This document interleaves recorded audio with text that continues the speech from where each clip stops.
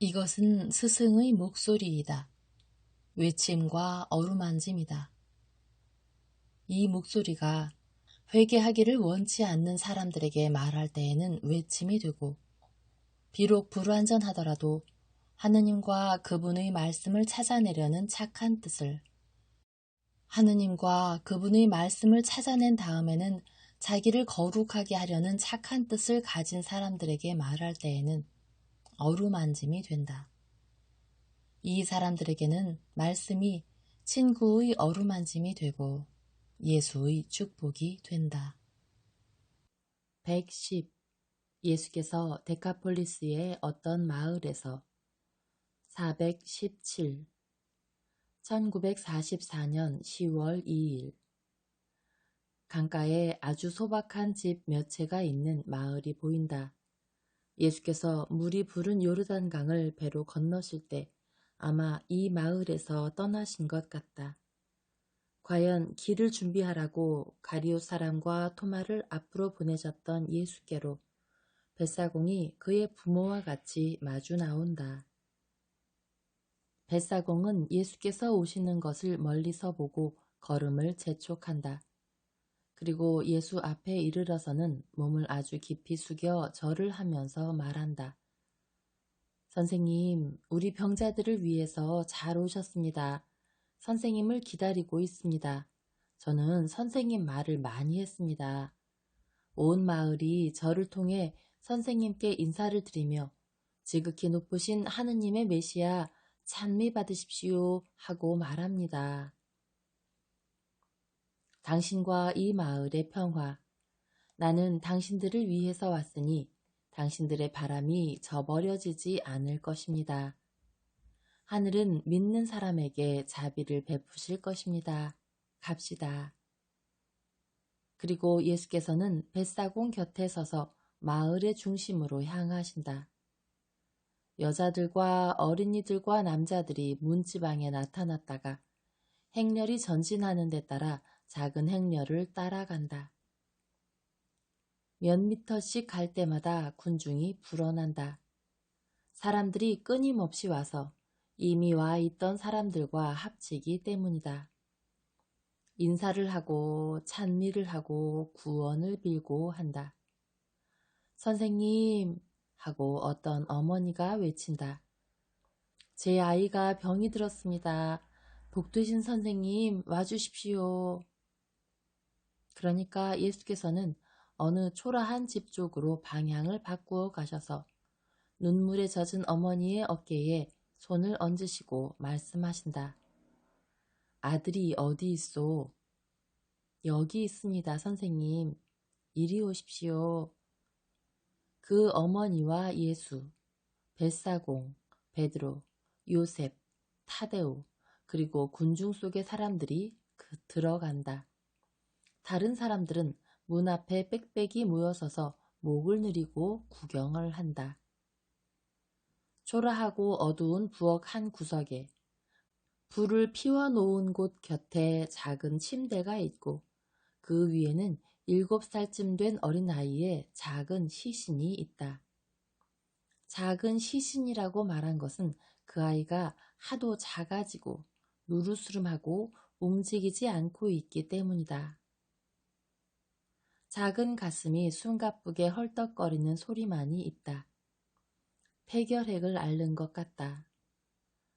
보십시오, 선생님. 저는 얘를 구하려고, 얘만이라도 구하려고 돈을 다 썼습니다. 저는 남편을 여의었습니다. 다른 아이 둘은 이해와 거의 같은 나이대에 죽었습니다. 저는 이해를 로마 의사에게 보이려고 가이사리아 항구에까지 데리고 갔습니다. 그러나 그 의사는 체념하시오. 카리에스가 이 아이를 갉아먹고 있습니다. 하고만 말하는 것이었습니다. 보세요. 그러면서 어머니는 담요를 뒤로 젖혀서 불쌍한 어린 것의 몸을 드러낸다. 붕대가 없는 곳에는 누르스름하게 변질된 피부 밑에 작은 뼈들이 툭 붉어져 나왔다. 그러나 몸의 작은 일부분만 드러나 있고 나머지 부분은 붕대를 감고 수건이 덮여 있는데 어머니가 그것들을 치우니까 카리에스의 특징을 나타내는 진물이 나오는 구멍들이 보인다. 애처로운 광경이다. 어린 병자는 너무나 쇠약해서 몸짓 하나도 하지 못한다. 그의 일이 아닌 것 같아 보인다. 아이는 초점 없이 쑥 들어간 눈을 겨우 뜨고 무관심한 눈길을, 아니 귀찮아하는 듯한 눈길을 군중에게 던지고는 다시 감는다. 예수께서 그를 어루만지신다. 그 긴 손을 어린아이의 작은 머리에 얹으시니 머리가 축 늘어진다. 그리고 어린아이는 다시 눈을 뜨고 많은 사랑을 담은 손길로 자기를 만지고 자기에게 그렇게도 큰 연민을 가지고 미소를 보내는 그 모르는 사람을 더 큰 관심을 가지고 쳐다본다. 낫고 싶으냐? 하고 예수께서 창백하고 작은 얼굴 위로 몸을 굽히시며 가만히 말씀하신다. 예수께서 수건을 갈려고 하는 어머니에게 아주머니 필요 없어요. 그대로 놔두세요. 하고 말씀하시면서 우선 작은 몸을 다시 덮어주신다. 어린 병자는 말없이 그렇다는 표를 한다. 왜 낫고 싶은데?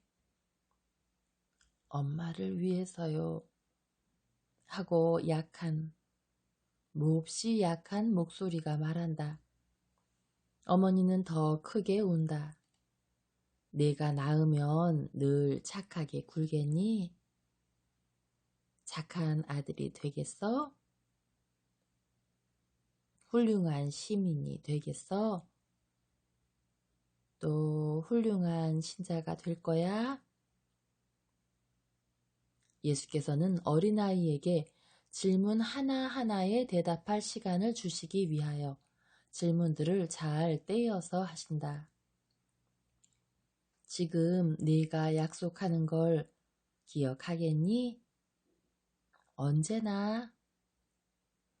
약하기는 하지만 아주 간절한 소원을 나타내는 예라는 대답이 차례차례로 마치 영혼의 한숨처럼 떨어진다. 얘야, 손을 다오. 어린 것은 성한 왼손을 주려고 한다. 그러나 예수께서 말씀하신다. 다른 손을 다오. 아프게 하지 않겠다. 주님, 그 손은 헌데투성입니다. 주님을 위해서 쌈에게 놔두십시오. 하고 어머니가 말한다. 아주머니, 상관없어요. 내가 혐오를 느끼는 것은 다만 더러운 마음뿐입니다. 손을 다오. 그리고 나와 함께 말해라.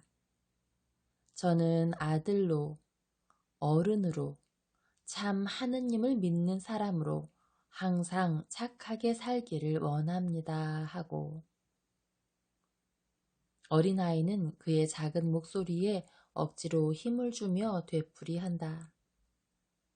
오, 그의 영혼이 모두 이 목소리에 들어있고 소망과 또 분명히 어머니의 소망까지도 이 목소리에 들어있다. 방 안과 길거리에는 엄숙한 침묵이 흐른다. 병자의 오른손을 왼손으로 잡고 계신 예수께서는 오른손을 쳐드시고 이것은 예수께서 어떤 진리를 알리시거나 당신의 뜻을 병과 자연의 힘에 강제하실 때에 하시는 손짓이다. 그리고 장엄하게 몸을 일으키시고 힘찬 목소리로 말씀하신다. 그리고 나는 네가 낫기를 원한다. 얘야, 일어나라. 그리고 주님을 찬미해라. 그러시면서 작은 손을 놓으신다. 그 손이 이제는 아주 성하다. 마르기는 했지만 살갗이 조금 벗어진 것조차도 없다. 그러자 예수께서 어머니에게 말씀하신다. 아이를 덮은 것을 벗기시오. 여인은 사형 선고나 특사 선고를 기다리는 사람의 얼굴과 같은 얼굴이 된다. 머뭇거리면서 담요를 젖힌다. 그리고 소리를 지르면서 대단히 마르기는 했지만 성해진 작은 몸 위로 엎어지며 입맞춤을 하고 껴안는다. 여인은 너무 기뻐서 제정신을 잃는다. 그래서 예수께서 침대 곁을 떠나셔서 문 쪽으로 향하여 가시는 것을 보지 못한다. 그러나 어린 병자는 그것을 보고 말한다. 주님, 제게 강복을 주시고 제가 주님을 찬미하게 허락해 주세요. 엄마, 고맙다는 인사를 드리지 않으세요? 아이고, 용서하십시오. 여인은 어린아이를 안고 예수의 발 앞에 몸을 던진다. 아주머니, 이해합니다. 평안히 계세요. 그리고 행복하세요. 얘야, 잘 있거라. 착하게 굴어라. 모두들 안녕히 계시오. 그리고 밖으로 나가신다. 많은 여자들이 예수의 강복으로 자기 아이들을 미래의 악에서 예방해 주게 하려고 아이들을 쳐든다.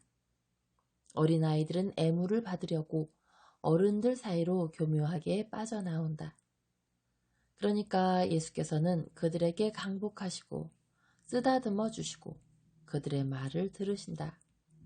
그리고 또 걸음을 멈추시고 눈병이 있는 세 사람과 무도병이 있는 사람처럼 몸을 떠는 사람을 고쳐주신다.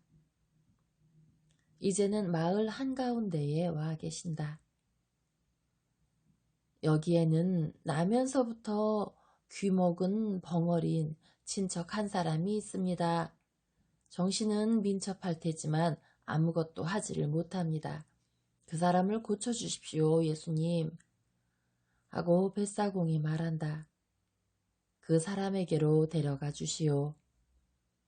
그들은 작은 정원으로 들어가는데 그 안쪽에서는 30살가량 된 청년이 채소에 물을 주려고 우물에서 물을 깃고 있다. 귀머거리이고 등을 돌리고 있기 때문에 무슨 일이 일어나고 있는지 알아차리지 못하고 군중이 지르는 소리가 너무 커서 비둘기들이 놀라 지붕으로 도망치는데도 그는 태연하게 일을 계속하고 있다. 뱃사공이 그에게로 가서 팔을 붙들고 예수께로 데려온다. 예수께서는 불쌍한 사람과 아주 가까이에 마주 서 계시는데 정말 몸이 서로 닿도록 하셔서 당신의 혀가 입을 벌리고 있는 벙어리의 혀에 닿게 하신다.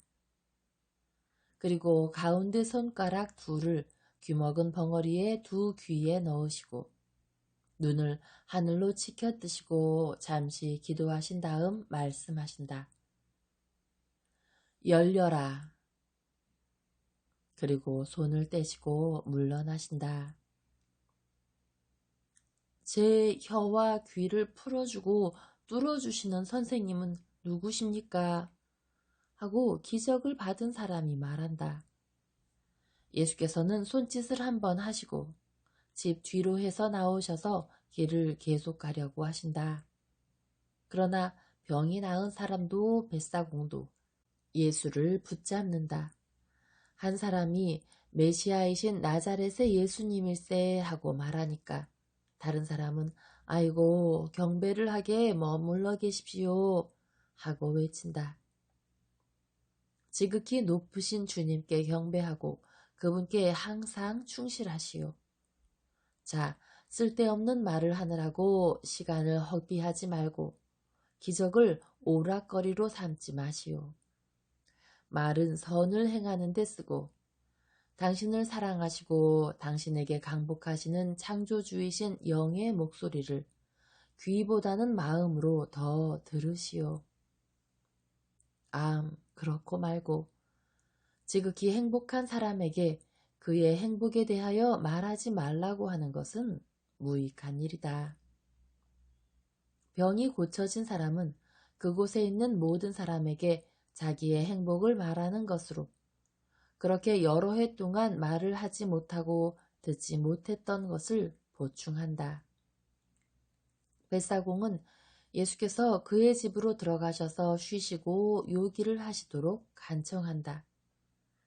그는 예수를 둘러싸고 있는 모든 공경을 자기가 만들어냈다고 생각하고 이 생각에 집착한다. 그는 자기의 권리가 인정받기를 원한다. 하지만 내가 마을의 유력자일세 하고 위험 있는 노인이 말한다. 그렇지만 만일 제가 제 배를 가지고 그곳에 있지 않았더라면 어르신네는 예수님을 뵙지 못하셨을 겁니다. 하고 벳사공이 대답한다. 그러니까 항상 솔직하고 충동적인 베드로가 말한다. 정말이지. 만일 내가 거기 있어서 당신에게 무슨 말을 하지 않았더라면 당신과 배는 예수께서 다행히 개입하셔서 사람들의 의견을 갖게 하신다. 강 근처로 갑시다. 거기서 음식이 준비되기를 기다리면서 나는 기쁜 소식을 전하겠습니다. 그리고 아주 조금 또 간소해야 합니다. 음식은 육체에 도움을 주는 것이어야 하지 육체의 목적이 되어서는 안 되기 때문입니다. 내 말을 듣고 질문을 하고 싶은 사람들은 갑시다. 마을 전체가 예수를 따라간다고 말할 수 있겠다. 예수께서는 물이 없는 모래사장에 끌어올려져 있는 배에 올라가셔서 이 급조된 강단에서 당신 앞에 강가와 나무들 사이에 반원형으로 둘러앉아 있는 청중에게 말씀하신다. 예수께서는 어떤 사람이 당신께 한 질문을 주제로 말씀하신다. 선생님, 우리 율법은 불행하게 태어나는 사람을 하느님께 벌을 받은 사람으로 보여주는 것 같습니다. 그런 사람들에게는 제단에서 일하는 것을 일체 금할 정도로 말입니다. 그러나 그들에게 무슨 잘못이 있습니까? 그 불행한 사람들을 낳은 부모를 죄인으로 여기는 것이 옳지 않겠습니까? 특히 어머니들이 말입니다. 그리고 불행하게 태어난 사람들에 대해서 우리는 어떤 행동을 취해야 합니까? 잘 들으시오. 매우 훌륭한 조각가, 완전한 조각가가 어느 날 어떤 모양을 만들었습니다. 그런데 그 작품을 어떻게나 완전하게 했던지 거기에 만족을 느끼고 땅에 이런 훌륭한 것이 가득 차게 하고 싶다 하고 말했습니다. 그러나 그 많은 일을 혼자서 할 수는 없었습니다. 그래서 자기를 도와달라고 다른 사람들을 불러서 말했습니다. 이 상의 본을 따서 똑같이 완전한 상을 1000개고 10,000개고 만드시오. 내가 그것들의 마지막 손질을 해서 그것들의 용모에 표정을 넣어주겠소. 그러나 그의 조수들은 그렇게 할 능력이 없었습니다. 과연 그들의 능력은 선생의 능력보다 훨씬 못하였고 게다가 정신착란과 모호한 것들을 만들어내는 어떤 열매를 맛본 탓으로 약간 취했었습니다. 그때 조각가는 그들에게 거푸집을 주면서 말했습니다. 재료를 여기에 흘려 넣어서 상의 모양을 만드시오.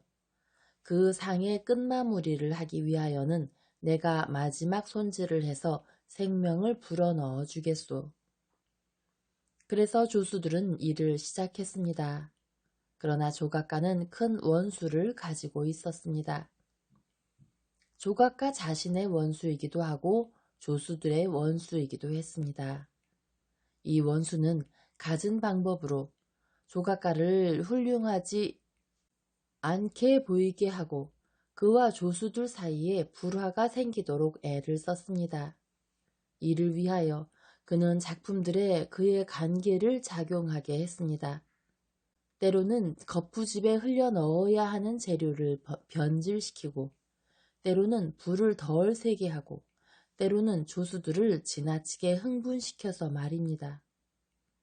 그러므로 세상을 다스리시는 분은 할 수 있는 대로 작품에 불완전한 복제가 나오지 않게 하려고 불완전한 형태로 나온 복제들에 대해 중한 제재를 정했습니다.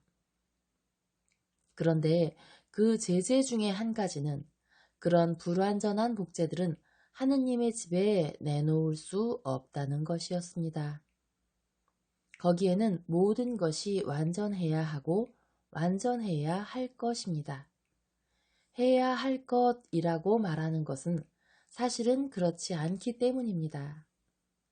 외양은 좋더라도 실제는 좋지가 않습니다. 하느님의 집에 있는 사람들은 결점이 없는 것 같이 보입니다.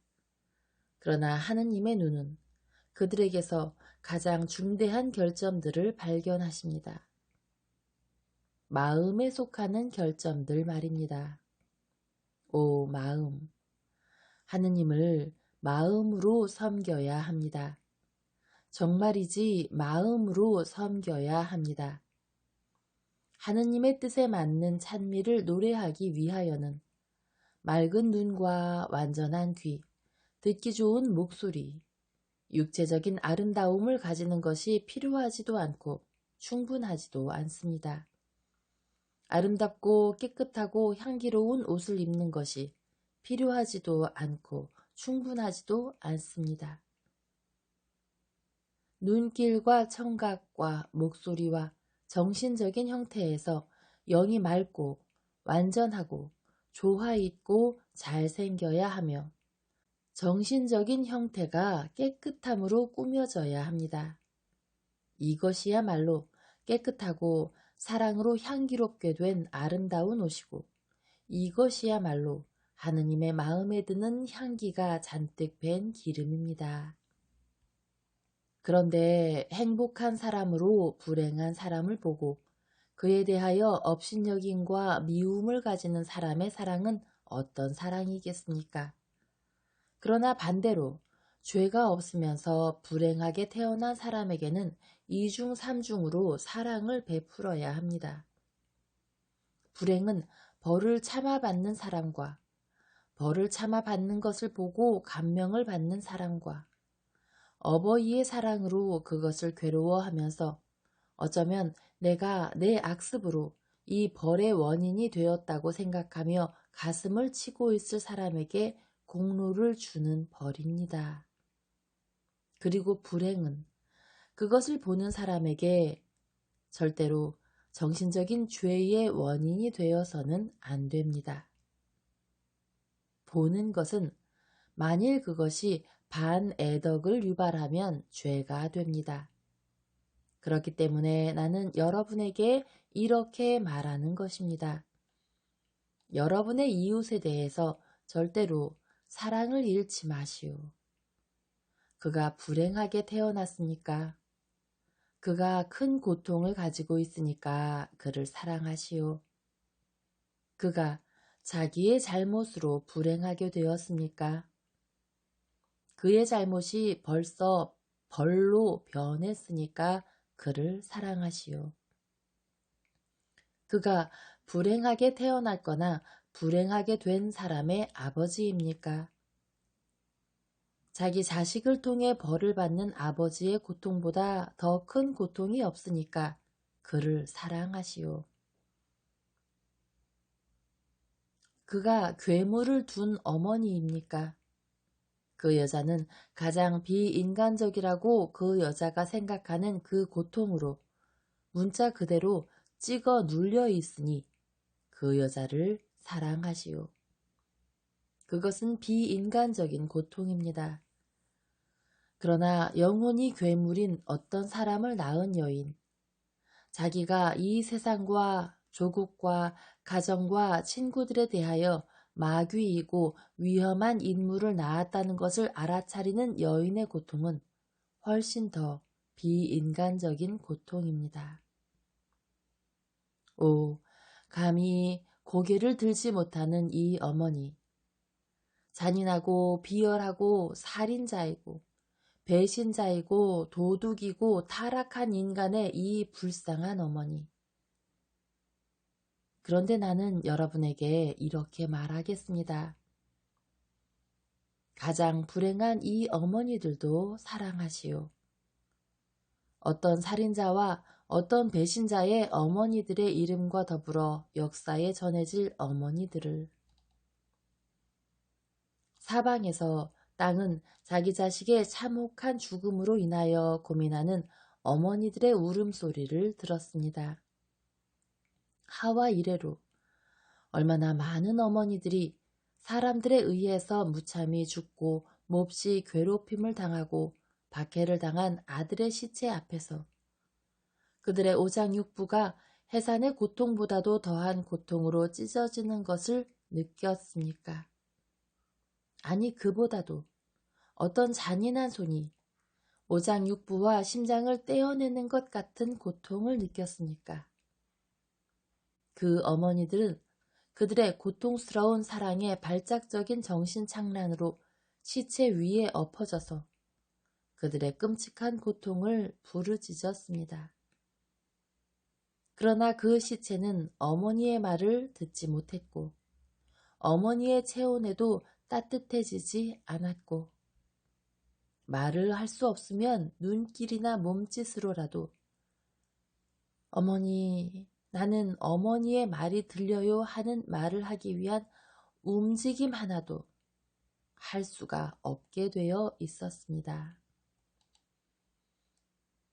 그러나 여러분에게 말하지만 가장 거룩하신 여인과 가장 불행한 여인, 사람의 기억에 영원히 남아있을 여인들, 즉 죽음을 당한 구세주의 어머니와 구세주를 배반한 사람의 어머니의 부르짖음을 땅은 아직 듣지 못했고 그들의 눈물을 거두지도 못했습니다.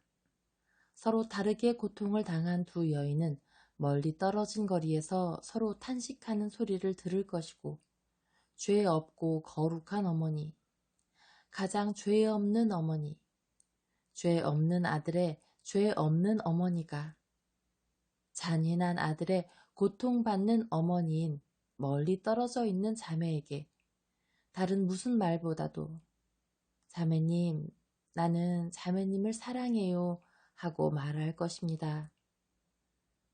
여러분은 모든 사람을 위하여 사랑하고 모든 사람을 사랑할 이 어머니에 어울리는 사람이 되도록 사랑하시오.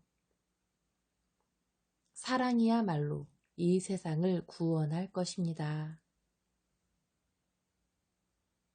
예수께서는 촌스러운 강단에서 내려오셔서 강가의 풀에서 뒹구는 반소매 셔츠만 입은 어린아이를 쓰다듬어 주시려고 몸을 굽히신다.